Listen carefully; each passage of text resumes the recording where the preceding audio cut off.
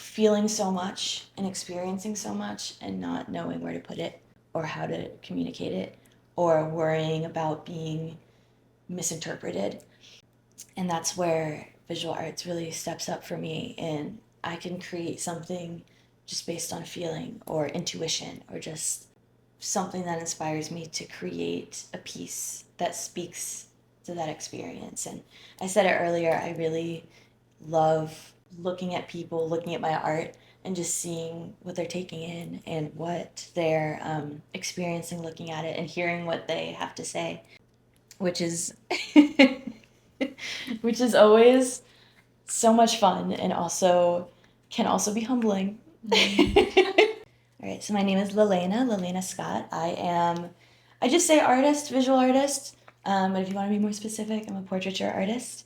I love painting people, I love figure painting, just that's what excites me, that's what gets me the most inspired, and meeting people, just, oh, yeah. So that's what I do. Just a visual artist is what I say, but I also sometimes I vend at local events. Sometimes I have shows. I'm an exhibiting artist. So, like, wear many hats, as many creatives do. So, yeah. On a scale of 1 to 10, how authentically are you living right now, both on and offline? Ooh, okay. That's a very, very good question. I'd like to say I'm living as authentically as I can. Uh, so, like an 8. In my personal life, I constantly am trying to live more authentically and find out what that means for me.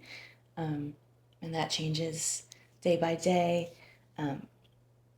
I'm trying to do what feels right, but also what I feel like is needed. It's sort of like the artist's duty, I think, in a way, is to sort of take in what's happening and filter it through a human experience or a creative mind, and then present it like, here's what it is, which does take a lot of authenticity on my part, which is scary.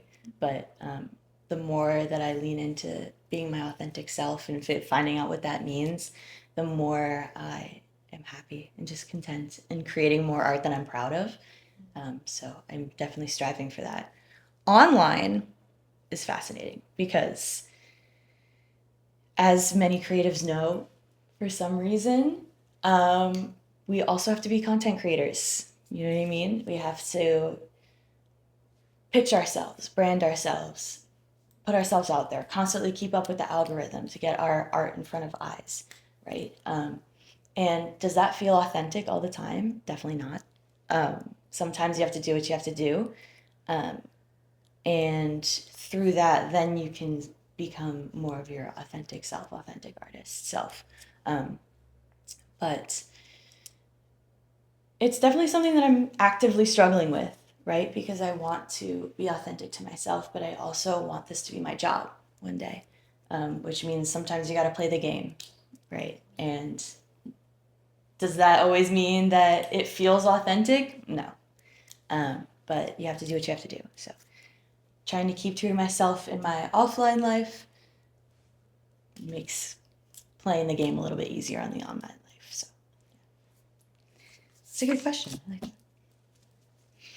You're more focused on being alive than fitting into a structure. What does being alive mean and feel like to you?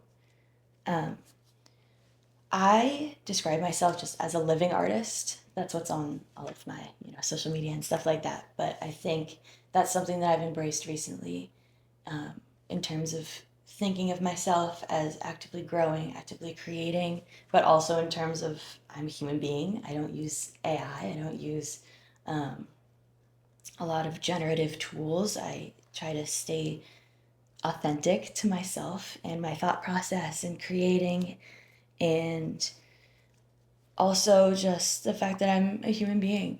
I'm growing, I'm changing, I'm learning just like everyone else, and you'll see that in my art and what I do. And when people see living artist in my bio or something like that, I want them to be like, okay, this person's on a journey, she's figuring it out just like I am. And I want to stick along for the ride and see what she's doing. But also, compared to artists that are no longer living, I see a lot of posts that are like, support living artists, people that are working right now. which I don't think there's anything wrong with supporting artists that are no longer alive. You know, museums are full of, you know, dead artists' work. Um, but I think it's important, especially in this day and age, to remember that there are human beings doing their thing, being authentic, whether that's visual arts, whether that's music, whether that's entrepreneurship, whether that's any sort of art you could possibly think of, dancing, anything. My definition of art is very broad. Anything that involves being authentic and creating. But um, the phrase living artist has been in my head a lot as well, personally, for me, while I'm creating and stuff, and just remembering that I'm human. I'm learning, I'm taking it in, things are happening around me and to me, and it's okay to struggle. It's okay to just have a bad day. It's okay to make shitty art. It's okay to just be. It's okay to just be alive. You know, that's all you have to do. Everything else is just gravy. You know what I mean? So it feels good, and it feels authentic, and it feels very grounding to have that sort of that simple phrase just in my mind. Like, I'm a living artist. I'm doing my thing. I'm creating art. I'm doing what feels right to me, but I'm learning, and it's okay. It's okay. So that's what it feels like to me. When/how did you get into art? How would you describe your art? Ooh, okay. So I say this story all the time, but when I was little, I um, would hang out with my grandma a lot.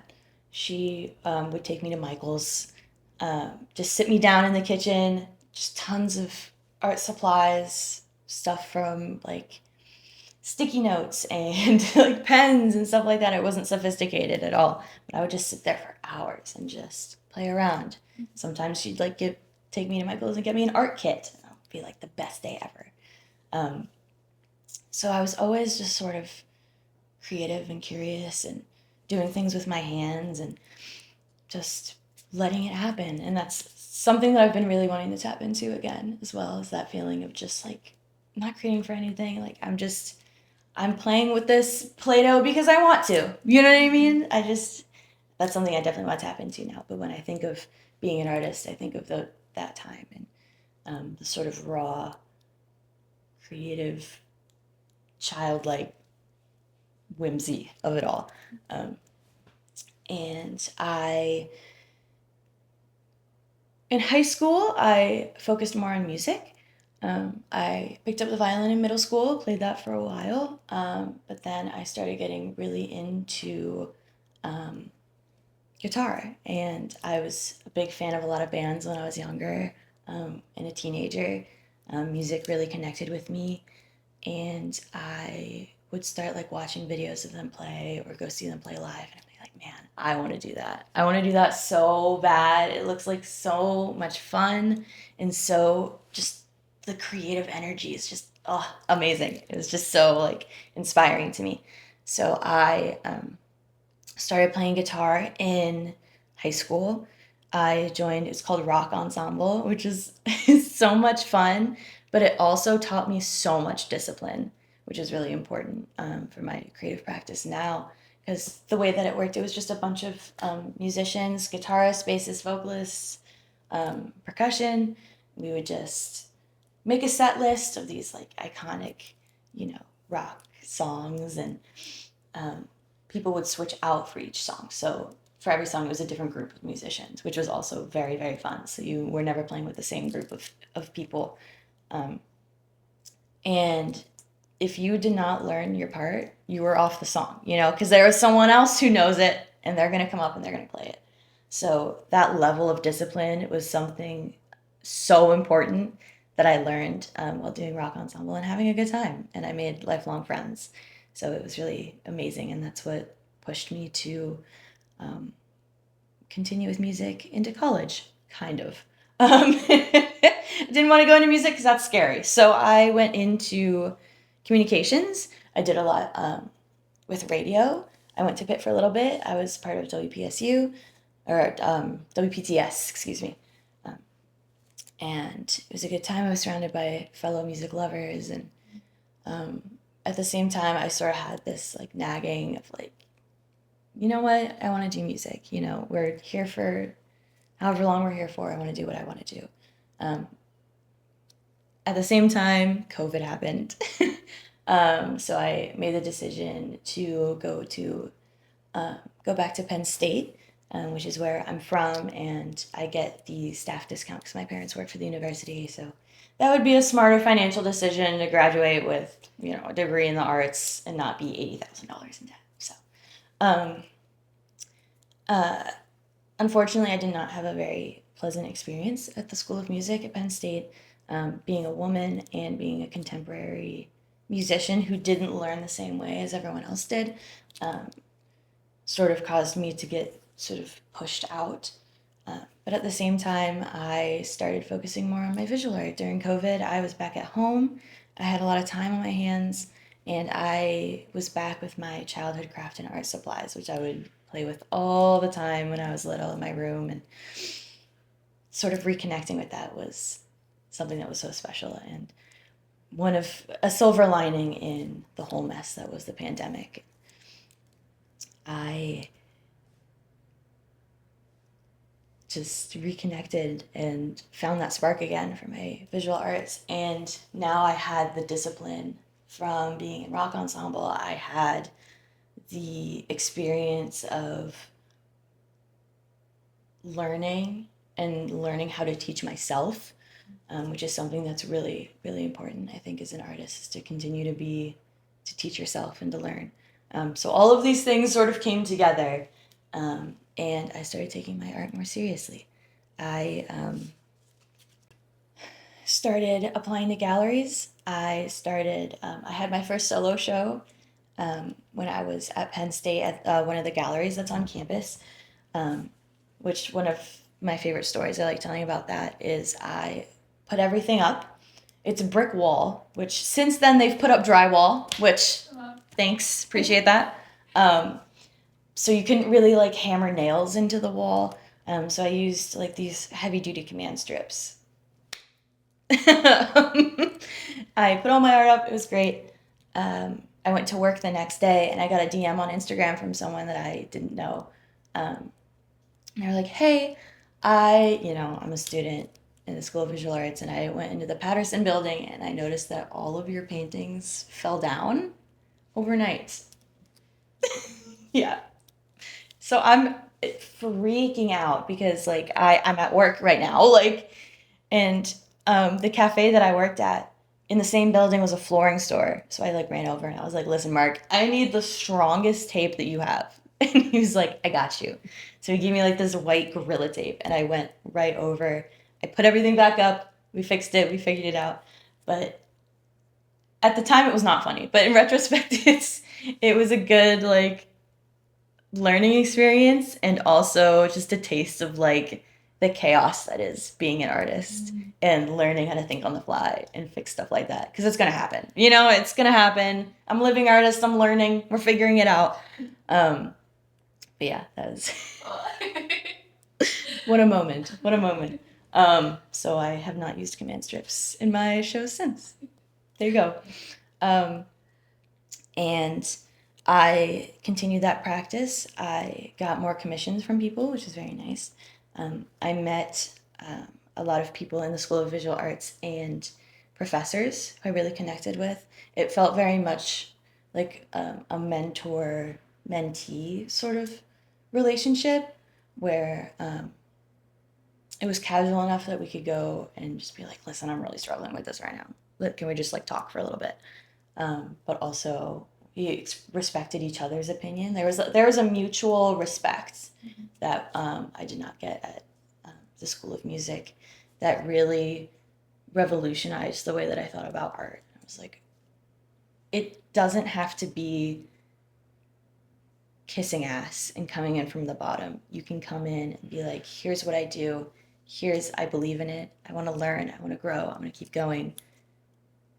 And I'm open to help. And then so many people, so many fellow artists are willing to help you, like, which is just it's so amazing. And then I graduated and I wanted to move back to Pittsburgh. I've always loved Pittsburgh. I've been coming here since I was little.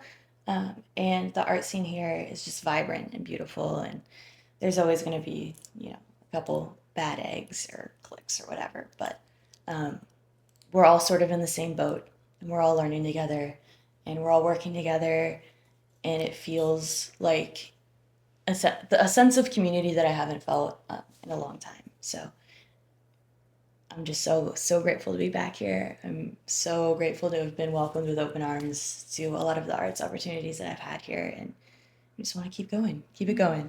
How would you describe your art? I both love and hate this question. I get it a lot because to me, creating art is it's so personal, especially when you paint people, portraiture. It's very intimate, and I paint a lot of people, from celebrities to my friends to strangers, and it's all very personal. But obviously, that doesn't translate the same as someone who just sees a painting of a person. So the way I describe it is not realism, but sort of capturing a feeling, an emotion. I try to communicate through my art, and communicate what I don't like to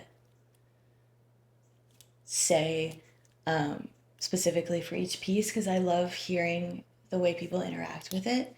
Because I do get a lot of questions, especially again because I paint people. They're like, "Who is that? Why'd you pick them?" Blah blah blah. I'm like, I would love to talk to you about it, but first I want to hear what you think. I want to hear how you interacted with it. I want to hear what your experience is with it, and then we can sort of riff back and forth on that. But from a more technical standpoint, I love playing with color. Hopefully that comes through in my work, but there's something it's so hard to describe what it's like when you get the color just right, or you get a color combination, you're like, oh, that's so cool. Oh, that's delicious. Or you see something in real life, a color palette, flowers, something, anything, a shirt someone's wearing. I have tons of pictures of like the people's shirts, because there's so many cool like patterns or color palettes or something like that. I'm like, I want to use that for something. And it's so fun to sort of go on that like scavenger hunt of like finding color and employing that into my applying it to my ideas or the people that I choose or whatever comes first, So I yeah. What a complex question. You'd think that would be an easy question, but it's not. I didn't expect it to be. Yeah, right? But like, I feel like people that aren't creatives expect that to be like, so what do you do? I'm like, oh my goodness. How long do you have? I don't know what I do. Yeah, right. Like, what answer do you want? So, do you see your art as rebellion or a return to yourself? Ooh, I love that. It's both. It's both. It's a rebellion against this idea that you wake up, you go to work, you come home, you do it again. Sort of 9 to 5 mentality, and the idea that you work till you die. You know what I mean? And I see this all the time online where it's like, I traded my 9 to 5 for 24/7, which is very true, but I wouldn't have it any other way. I really wouldn't. So it's a rebellion against the sort of the norm of how we're supposed to function in society. The world is stacked against artists and creatives in a way that's like, and sometimes you're not taken as seriously, or they're expected to like, okay, well, when that doesn't work out, what are you gonna do? What's your backup plan? What's your and while it's good to have a backup plan, it's sort of implied that like, okay, that's sweet, that's cute. What are you gonna do when that doesn't work? You know what I mean? Instead of, okay, how are we gonna make this work? So I think rebellion in the sense of pushing back against expectations of what being a human is right now, and the human experience. There's also a sort of, not devaluing, but the arts in general are not seen as important, which I think is really interesting, because when you think back to the pandemic, what were people doing? Watching TV, listening to music, consuming all this media that's made by people, made by artists. But there's still this stigma that it's just a hobby, or it's not something to be taken seriously. And I think when people are like, you know what, I'm going to do it, I'm going to do my thing, I think it's really inspirational. It's definitely a sign of rebellion and pushing back. And in a world where artists are not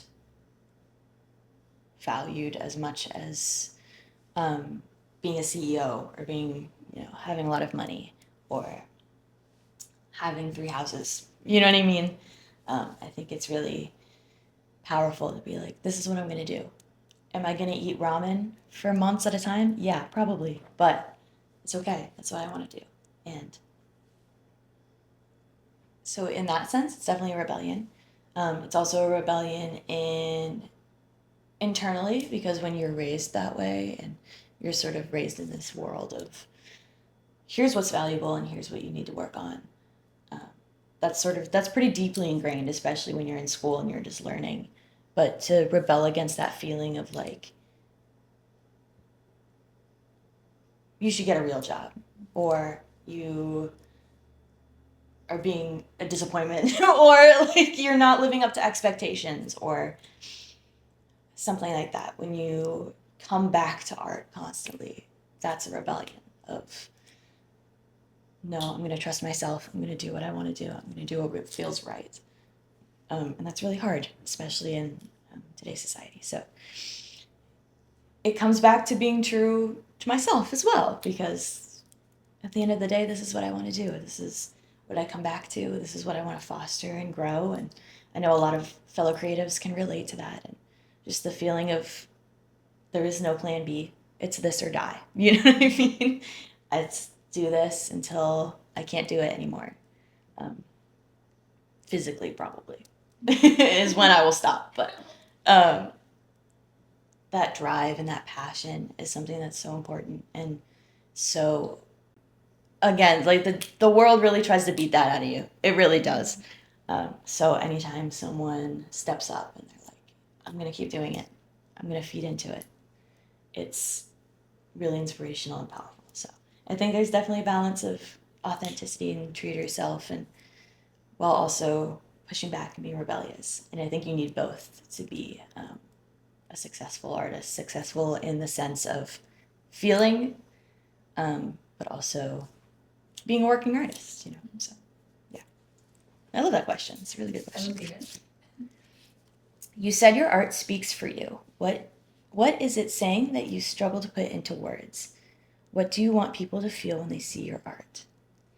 Um, I think a lot of visual artists or musicians or artists that speak in ways that aren't just words can relate to this in feeling so much and experiencing so much and not knowing where to put it or how to communicate it, or worrying about being misinterpreted.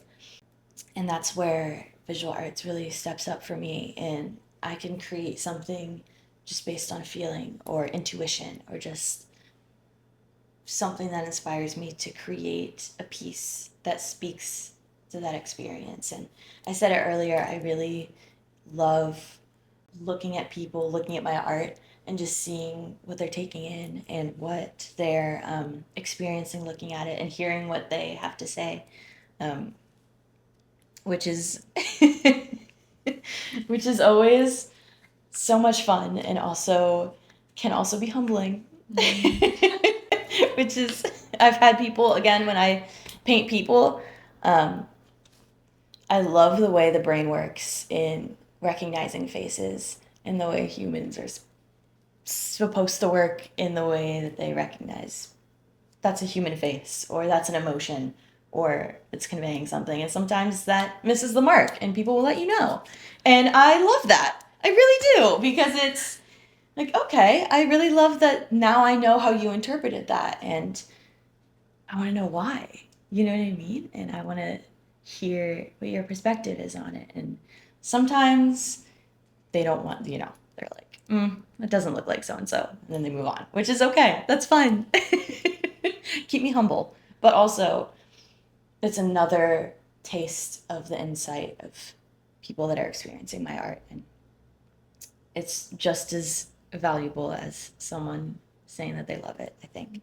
Um, I also, when I do commissions, I often paint people's pets or their kids, or people that have passed away, or subjects that are really personal and very sensitive to people. And it's such an incredible honor every time that I get to do that.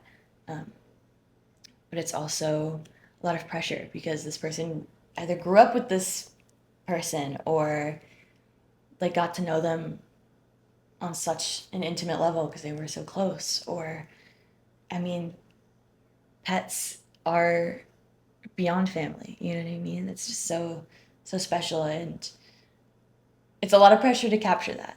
Um, so I do also always try to communicate through imagery rather than words, um, for commissions and also just in the pieces that I create.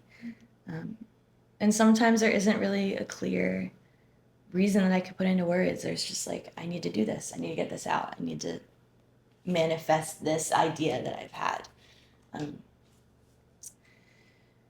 so it is always a struggle to put into words, but it's things like music and visual arts provide such a special way of communicating, um, that doesn't require words, which is so special. Which is why I say that it speaks for me. I used to say that every painting is a self portrait, because it is. I don't paint myself super often, but um, I do see myself and feel myself in every piece and every emotion that I illustrate and every feeling that goes into it and the whole process. And there's, in a way, that does speak for me, that's communicating for something that I was experiencing or feeling at the time. And to put it out into the world as well as its own thing is so scary, and it doesn't get any easier, but to give that to people and be like, now you can experience it in your own way without me telling you how to experience it. Like, it's a standalone thing, you interact with it, and now that's your connection with it. And I think that's so cool, and it's so special, and it speaks for me, but it also speaks to me and to other people, hopefully, as well. So what do you want people to feel when they see your art? Anything? I would just love for people to feel anything when they see my art, whether that's anger or confusion, or they're like, feel like they don't like it. Like, I have invoked a thought and an emotion with what I've created, and that is enough for me, you know? And I would love to hear what you think, but um, as long as you felt something in it connected with you in any sort of way, that's priceless, and that's exactly what I wanted. So, yeah. What is the biggest lesson life is teaching you right now? What are you learning to love about yourself? The biggest lesson life is teaching me, well, we did sort of talk about this before, but it's to listen, listen to myself, listen to my body, listen to my mind, because even if your brain and your heart are pushing for it and you're like, I want to do this thing and this and this and this, your body will be like, time out. Like, stop. I can't.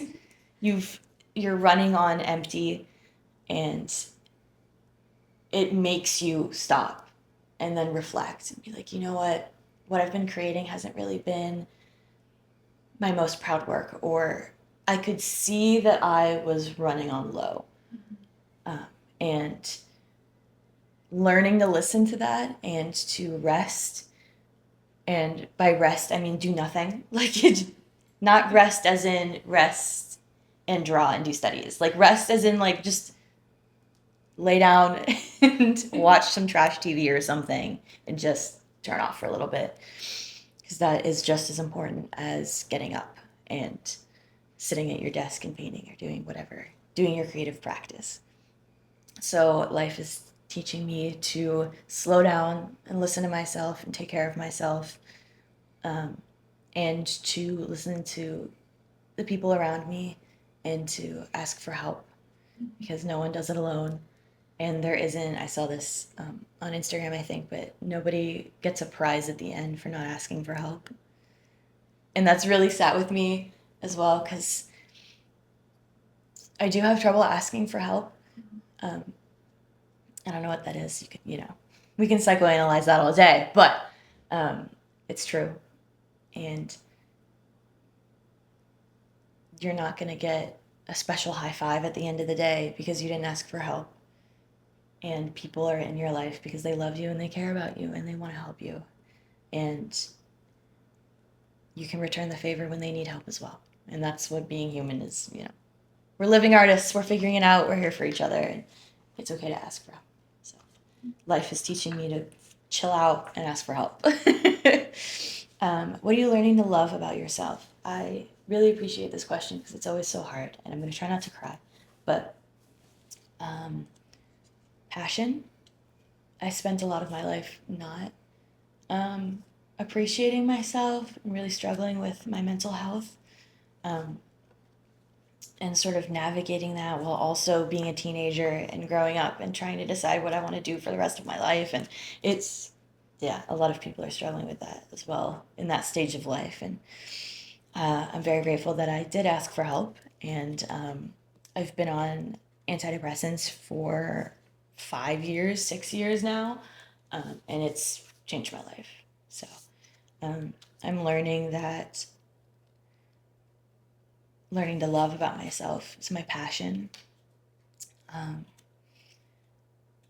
I am passionate about what I do. I'm passionate about the people in my life. I'm passionate about mental health awareness, and it's okay to appreciate yourself and love yourself. And I feel like it's like silly to say, but in a world that thrives, especially as a woman, on your insecurities and your self-hatred and just feeds off of that, to stay true to yourself and to be passionate and continue loving yourself and surrounding yourself with people that love you back, and it's really special. So that's what I love about myself. Just passion and desire to keep going. Drive. If your younger self was here right now, what would you say to her? I'm gonna try not to cry. I would give her a hug, say that it gets better, and to keep going, because a lot of times it's like, what's the point? What's the purpose? Why? Yeah, I don't know if I would say anything. I think I would just give her a hug. Be like, it's okay to struggle, and it's okay to not know what you want to do, and it's okay to feel ugly sometimes, but it's not going to be that way forever, and we're going to be stronger, and continue to learn and be passionate and be authentic. And I think that she would really appreciate it. And when I'm thinking of my younger self, I'm thinking of like early high school self, because I feel like that's when she really needed to hear it'll be okay. There's a light at the end of the tunnel. You'll come out on the other side, and it'll be worth it.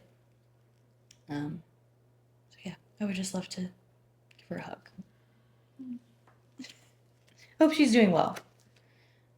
Your future self was here. If your future self was here, what would she tell you to stop holding back? I think she would say, what do you have to lose? You know what I mean? Worst case scenario, you send a cold email and they don't reply. Okay, we keep going. You know what I mean? When you're an artist, you put everything into what you have, and there really is nothing to lose. So don't stop and let yourself second guess, because that's when you hold yourself back, or you get scared, or you back out of things, or you hold yourself back. And we're here for however long we're here for. Living with regret is worse than living with rejection and living with that, like, not knowing. So just do it. Just fucking do it, you know? Keep going. I think hopefully that's what she would say, but I don't know. We'll meet her soon. How has it felt to be seen in the hot seat today? Biggest takeaway? Any final thoughts?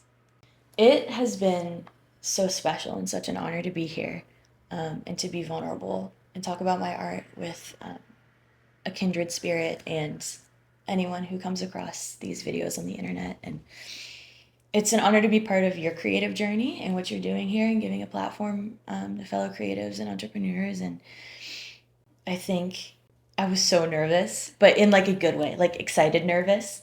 And it's been just a wonderful opportunity to be here. And you've created and fostered such a comfortable space. Um, there's so many people who were here before me, and I've watched their hot seats. And to just provide a space for creatives to speak their mind and speak about what's going on and just to be real is so special and authentic. And it speaks to other creatives. So you're sort of keeping this inspiration going, and you're keeping creatives in the spotlight and giving them a voice to speak on what's going on, what they're doing, what they're thinking, and what it's like to live right now. And I think that's so special. And as soon as I saw that you were taking applications, I was like, I would love to be a part of this. And it's such an honor. So thank you. Biggest takeaway. We've been saying it the whole time, but be authentic. Be true to yourself. It's okay to be vulnerable. If you put your vulnerable self out into the world, people will find that and they will come to you. And that's something that I want to embrace a lot more going forward. It's just the feeling of, here's what I am, here's what I'm doing, and then people will find that, and you will find your people as well. And that's, again, so important, especially in this day and age as well. So it's been very special and such an honor. So thank you. Final thoughts. Keep doing what you're doing. Thank you again for inviting me into your home and providing a comfortable space for people to talk about things that are hard to talk about. And I think the world needs to hear that from people. So if you just come across this, on your feed, your For You page or whatever, you hear someone speaking about a relatable situation or something that inspires them, and it just strikes something, and it inspires you to go out and pick up your guitar again, pick up a paintbrush again, pick up a pen and pencil, work on that creative endeavor that you shelved for a while. You know what I mean? That is something that is so special and so exciting, and it's just such an honor to be a part of what you're doing and putting out into the world. And I would do this 100 times over. So thank you.